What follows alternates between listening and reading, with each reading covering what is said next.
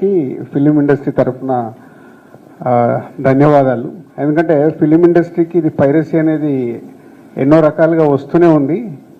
ఈరోజు టెక్నాలజీ పెరిగిన తర్వాత దాన్ని 4 months నుంచి ఓల్డ్ టీమ్ కష్టపడి ఒక 1 month బ్యాక్ ఇండస్ట్రీ నుంచి అందరినీ పిలిచి వాళ్ళు ఎక్స్ప్లెయిన్ చేయడం జరిగింది ఎక్కడ ఎలా జరుగుతుందని.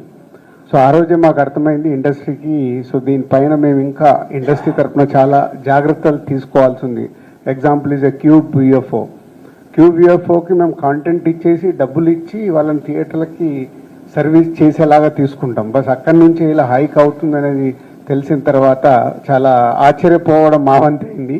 సో టెక్నాలజీ పెరుగుతున్న కొద్దీ మనం ఎంత జాగ్రత్త పడతామో అలా దానిపైన చెయ్యాలనుకునే. ఇందాక ఒక అబ్బాయి గురించి చెప్పారు, 21 years ఏదో టైంపాస్ కన్నా స్టార్ట్ చేసి ఎగ్జైట్మెంట్లో ఆ కిక్ కోసం సినిమా చూడాలని ప్రయత్నం చేసి ఆయన ద్వారా మనీ వెనకాల మళ్ళీ ఒక ఇల్లీగల్ ఇప్పుడు గేమింగ్ కావచ్చు ఏదైనా కావచ్చు, అది మన సొసైటీకి డెఫినెట్గా ఇది ఇంపాక్ట్ పడేటి ఇవన్నీ.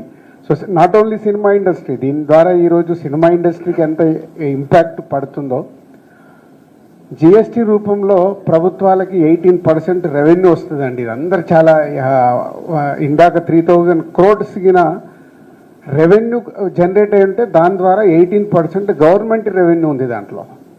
మనందరికీ తెలిసి ఈరోజు జిఎస్టీ సినిమా పైన 18 rupees ప్రతి 100 rupeesకి 18 rupees రెవెన్యూ ఉంది. 3000 crores అంటే గవర్నమెంట్కి రావాల్సిన రెవెన్యూ కూడా పోతుంది. సో నాట్ ఓన్లీ ఇండస్ట్రీ, ఇటు గవర్నమెంట్కి కానీ అటు ఇల్లీగల్ దానికి ఈ పైరసీ అనేది చాలా డ్యామేజ్ చేస్తుంది. సో డిపార్ట్మెంట్కి థ్యాంక్స్తో